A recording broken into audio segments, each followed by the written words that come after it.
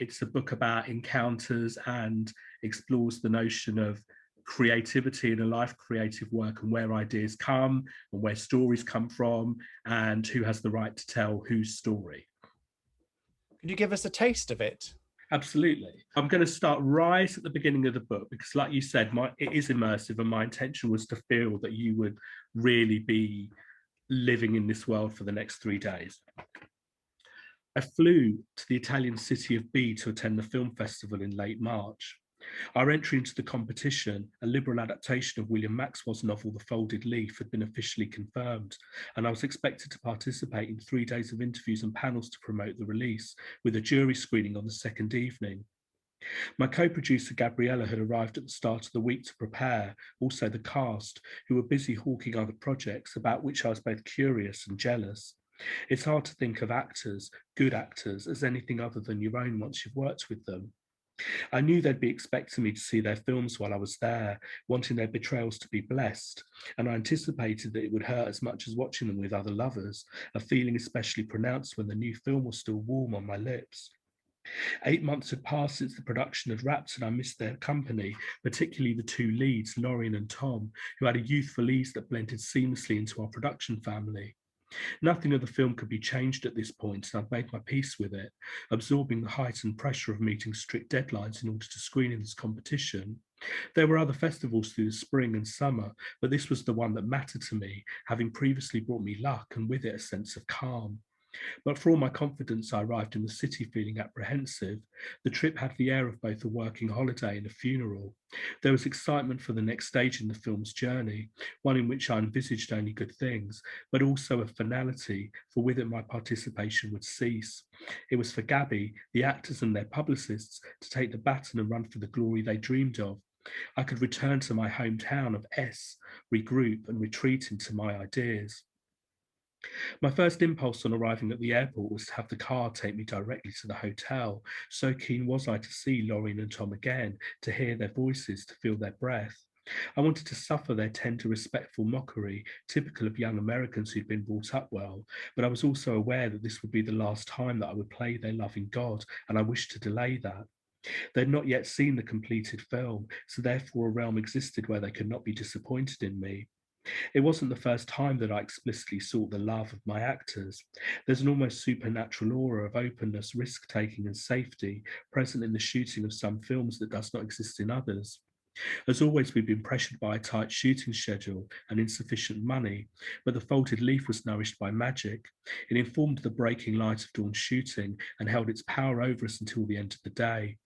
Drunk on its potency, it interrupted my sleep for much of the principal photography, so keen was I not to lose this holy atmosphere, fearing the mist would clear on waking. I'm not a superstitious man. There's no room for the Ouija in filmmaking, but we were all touched by the same feeling and simply wished this gift to stay.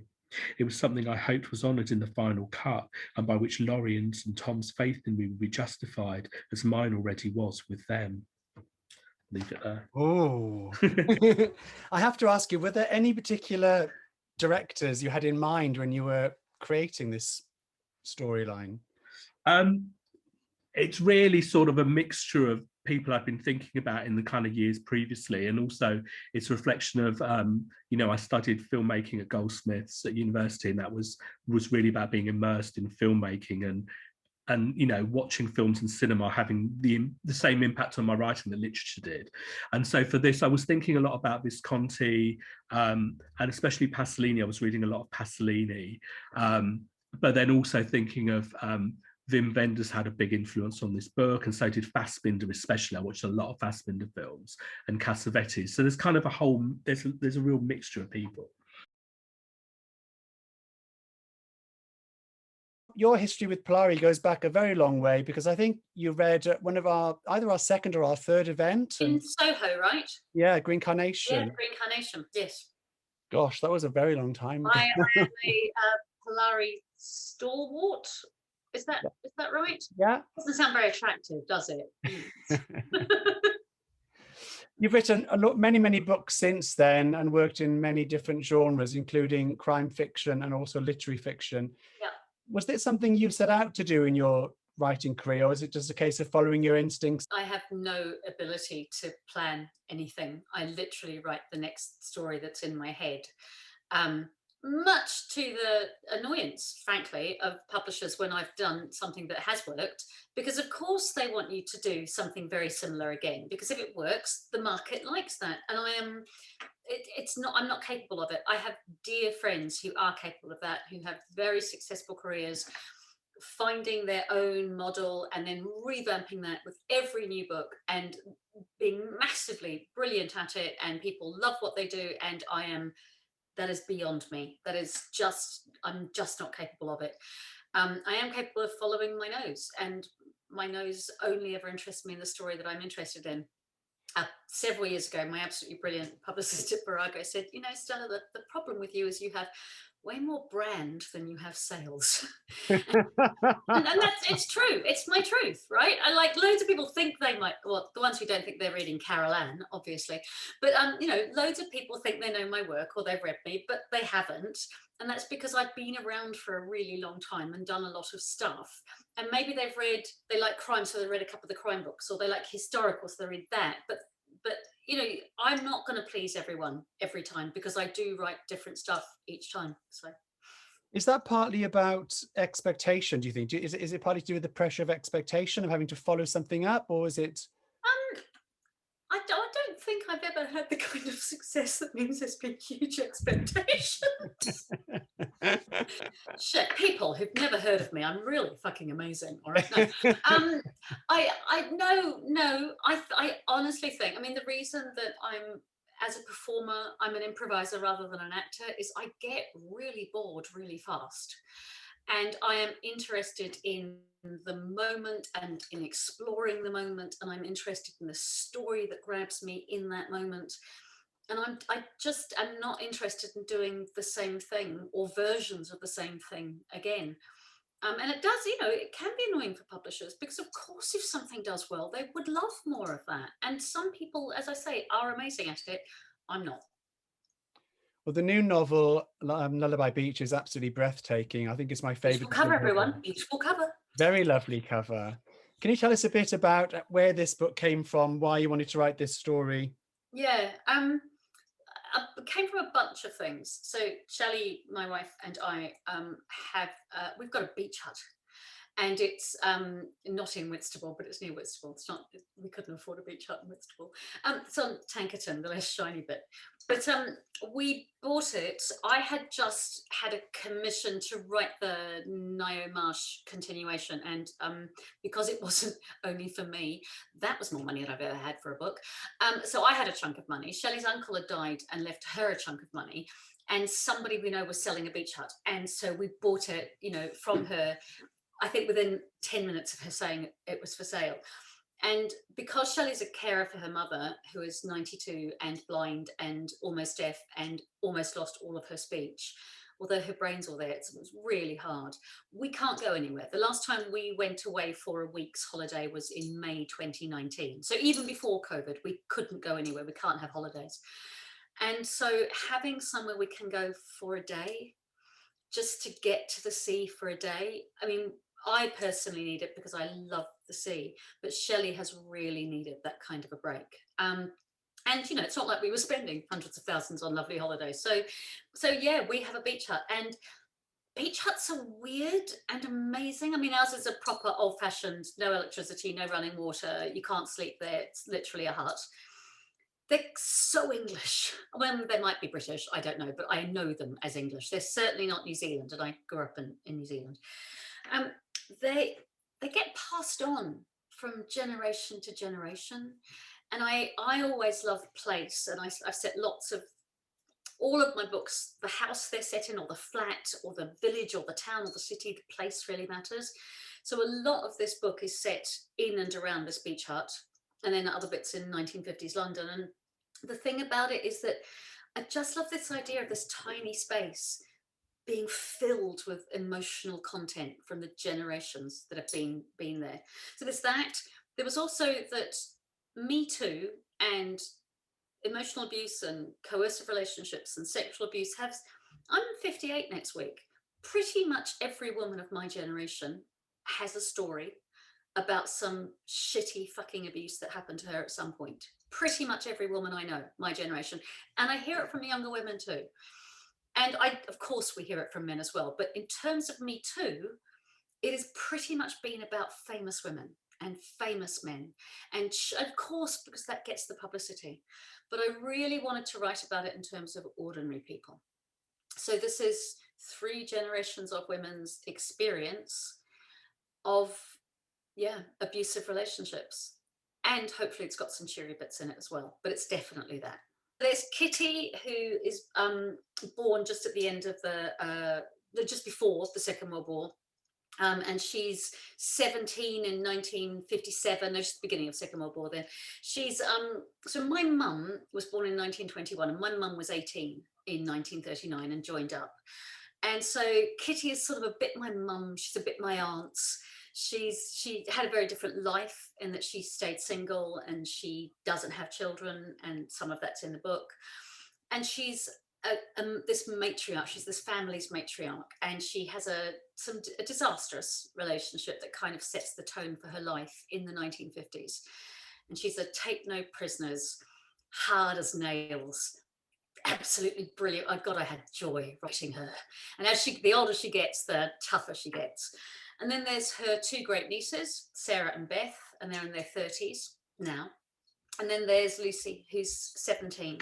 And so it's 3 generations of women, and they are aunts and nieces. And I'm an aunt to 15 and a great aunt to 31.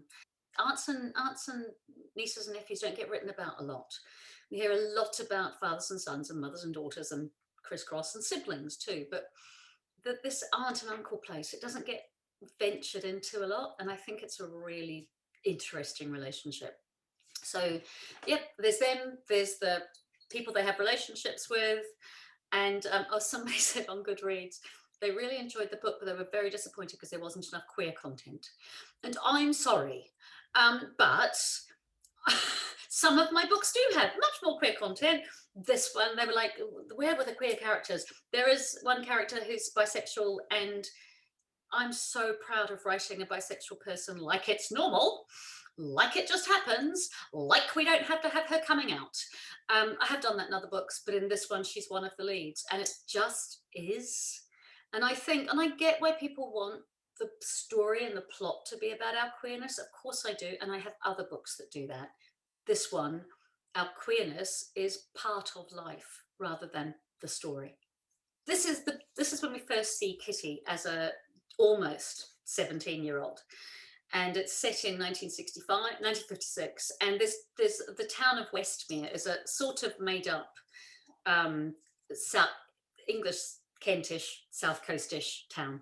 It's probably Herne Bay, but it's not. It might be St Leonard's as well before it got fancy with all you she people who moved on down. So Kitty Barker sidled into the dining room to take the breakfast orders. It was the first day of a new week and she liked to get a good look at the guests first thing. These days, she preferred to have a glance over them before they saw her. She changed a lot in the past year. She was taller for a start and her bust had filled out. She knew her figure looked good and was fine with it being noticed by the fellows she fancied, but a few of the dads this season had made a point of insisting on a cuddle or a kiss to welcome them back. It was getting embarrassing, and their wives looked daggers at her too, as if it was her fault their old man couldn't keep his eyes or his hands to himself. She stood by the sideboard, listening to the new guests, their excited exclamations filled with a week's worth of hope. Those seagulls don't half make a racket. The music from the merry-go-round on the pier is lovely, isn't it? I was just dozing off and caught a bit of it on the wind. I do like its proper seaside, all bustle. It's how you know you're on holiday, isn't it? Yeah, with that and the kids screaming blue murder for another stick of rock. And they would laugh and dip a triangle of bread and marge into a runny yolk, crunch a crisp rind of bacon, pour another cup of milky tea, and plan days of pebbles and sand and candy floss, slow afternoons and long nights. And Kitty would wish herself anywhere but Westmere, preferably London, uptown, downtown. She knew all about Soho, frothy coffee, I can never say this, frothy coffee and cocktails with sweet cherries, smart lads on scooters with girls who jumped on the back and rode off with good-looking boys, hair flying out behind, cheek nestled into the back of his neck, aftershave and brill cream and change. Danny Nelson was change on a stick. He was a bit flash for a start. His dad was Charlie Nelson, a builder and a big man on the council. The Nelson family business had come into its own after the war, rebuilding the damage and laying foundations for the hope they'd been promised during those long, dark years. Danny, born in 1932 and bright enough to get into the grammar, had surprised his mates when he left school at 16 and went to work for his dad. On his 21st birthday, Charlie Nelson handed him the key of the door to the works office. Danny was running 2 teams of men within a year and the whole of the Westmere side of the development by the time he was 24. But even that was not enough. He had bigger plans and needed extra cash for those plans, which was why he took on the Lullaby Beach job when his dad made the hush-hush deal with Mr. Barker, letting the Barkers buy the land outright courtesy of a useful legal loophole and a large backhander. For the whole summer of 1956, when Pat Boone and Doris Day were vying for the attention of all clean-cut kids, Danny Nelson spent his days remodelling the old hut right at the end of the bay. Kitty was drawn by Danny's dirty blonde hair and his knowing smile. She was drawn by how good it felt to have him look at her. Kitty knew she looked good. Those annoying guest house dads made it only too obvious. She was tall, with long, shapely legs, dark hair, her eyes ringed with long lashes. Jane Russell to Marilyn Monroe. As it turned out, Danny Nelson preferred brunettes. Thank you very much, Stella. Let's go back to Niven. Can we talk a bit about representation and what that means to you as a writer? Oh, that's a broad question. What I mean is, do you feel a burden of responsibility to represent? No. My responsibility is only to myself to write the story I want to write in the way that I think is the best way to write it.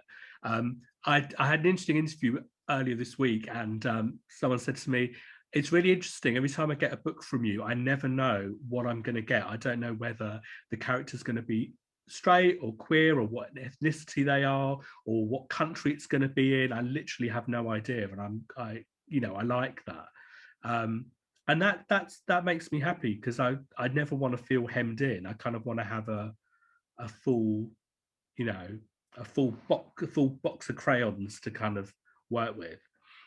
Stella's like my idol in that respect, because you have to be really single-minded and do the work that is really consuming you. And props to everyone who can take a wider view of how what they write sits with everything else. But I'm actually far more willful about really wanting what I write is a reaction to the book that follows. So obviously this is a completely different kind of setup to this brutal house. So I always kind of, my instinct is always to move away from the last thing I did. I'm always really interested in creative people and what it is with serious creative people who keep needing to do work. Not just, I've made a film once and that was enough for me. It's the people who are these people who want to make a film again and again and again and really throw themselves into it and need to do it the moment the last one is finished. And I feel a kinship with novelists who have that exact same thing. People like Stella, we just get on with it and do it. And it's not because people are expecting it or people are asking, any of those things. Is because we need to do it. And that's my thing. And one of the things I'm really loving about the responses to this book is because it's about cinema, and it had, anything about cinema kind of gives you the sort of the tendency to kind of dream and really throw yourself into it. But because of where we are and how battered we all feel, the idea that you can travel vicariously through this book to Italy and walk around, a European city, it's literally one of my favorite things to do. So people seem to really feel that.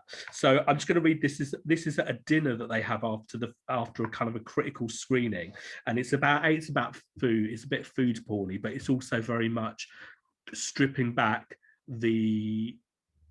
because it's written about film from a kind of a queer lens. So the director is queer, he's married with a child, and this is about his separation between his work life and actually his marriage. Okay.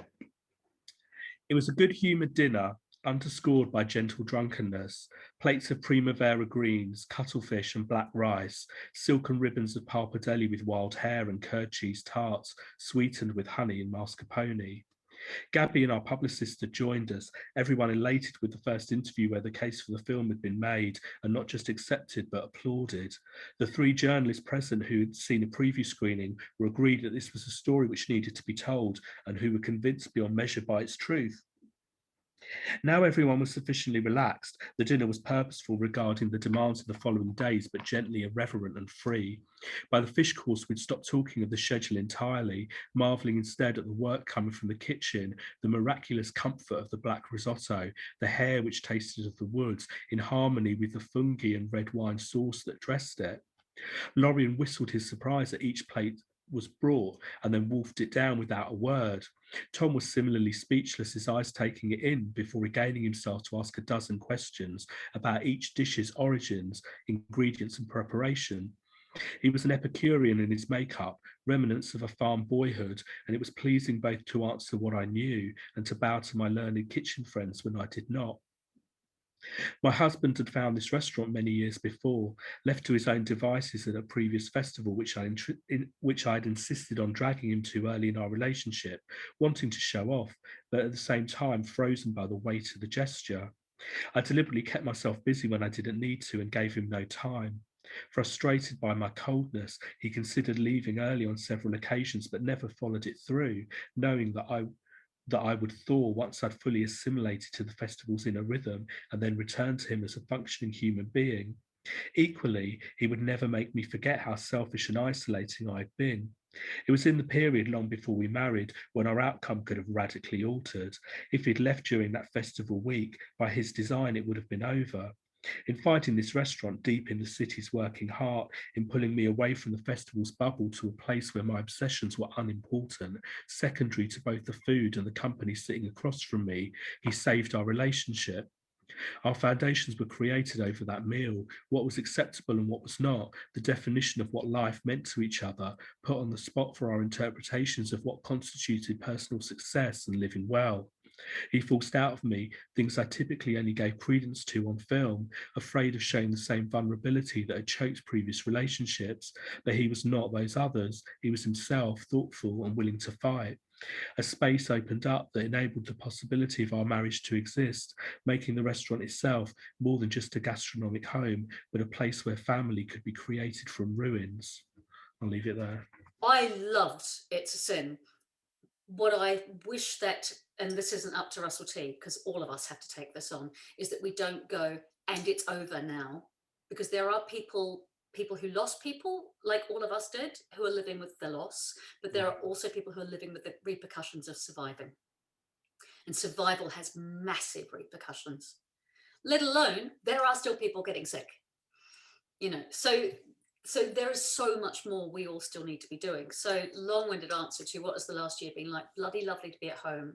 Heartbreaking caring for two queer friends who lost their queer partners of decades, and them both being in our bubble, even though it's not really supposed to be the bubble, it's supposed to be only one person. We had two widows, come on, and they're friends of each other, come on. And difficult, and yeah, I feel very fortunate. I genuinely feel so fortunate. Yeah, I lost a load of work like every freelancer, but I was able to keep doing a lot of other work. That's so lucky.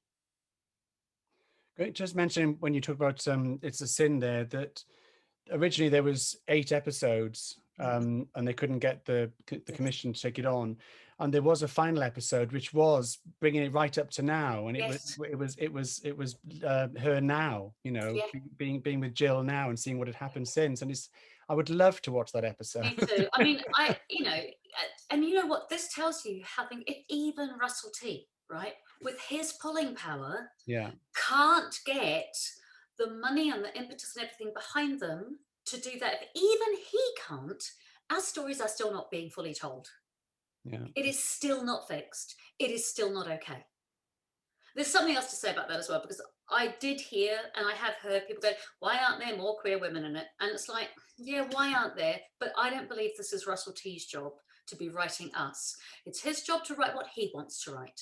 There are not more queer women in it because there are not more queer women running the arts. And until there are more queer women commissioning anything, we are still going to have straight men commissioning gay men, because we're still going to have straight men who would rather see any men on television than women.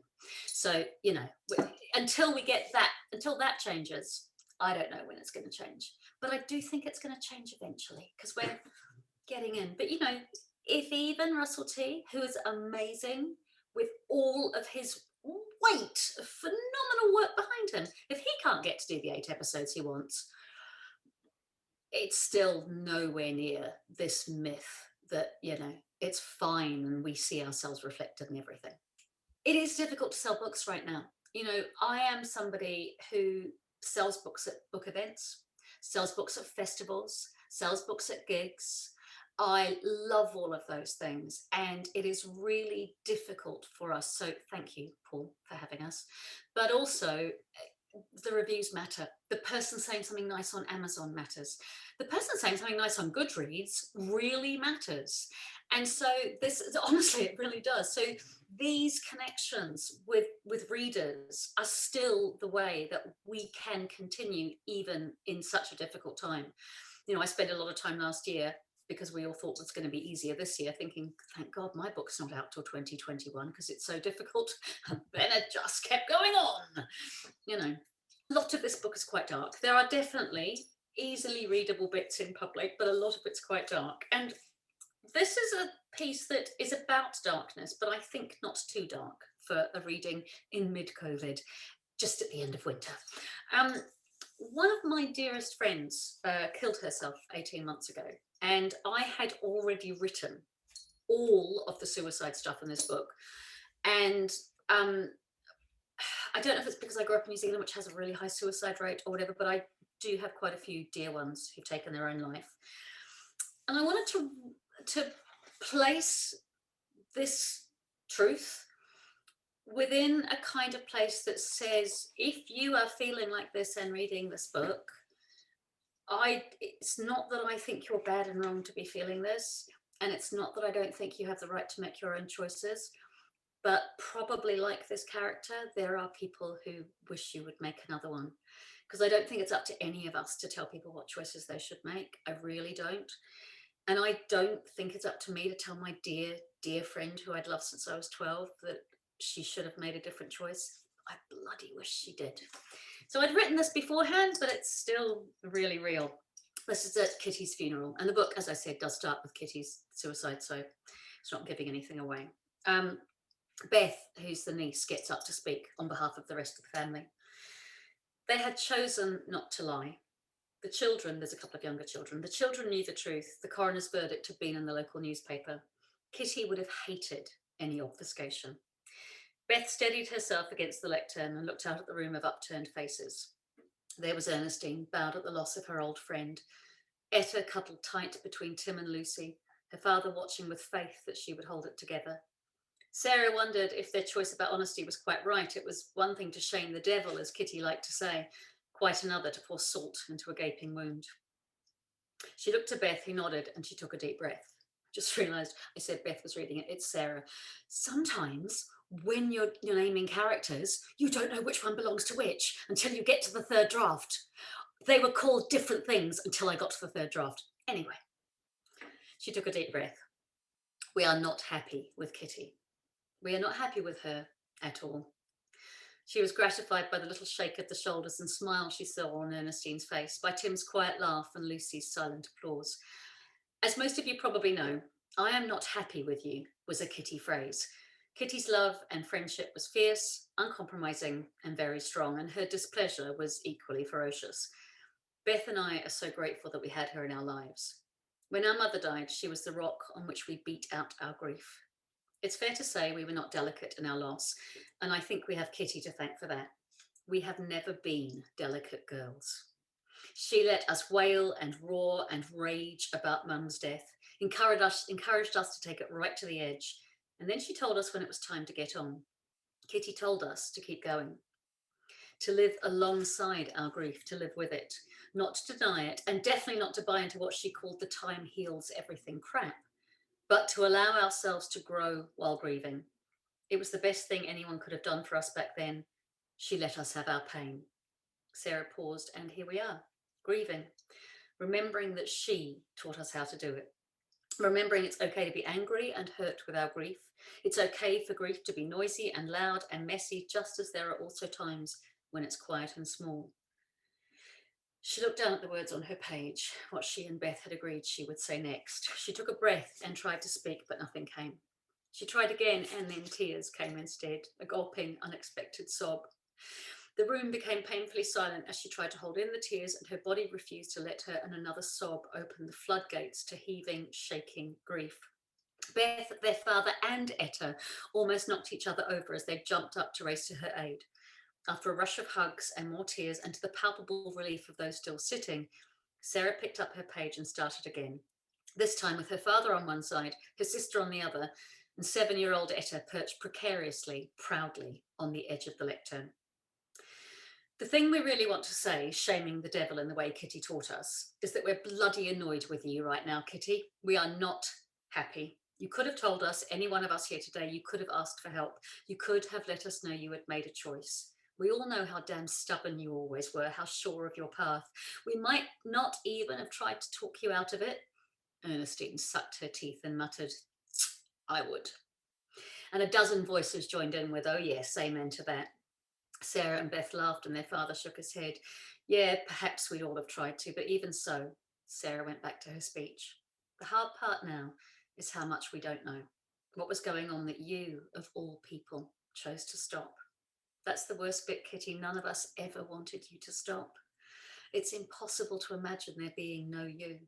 We love you, and we're really sorry that you made this choice. And even though we know it was your life, and you're the one who taught me and Beth that we are in charge of our own lives and we get to make our own choices, we are not happy with you, Kitty. At the very least, we'd have liked to say goodbye in person. This way is too hard, far too hard.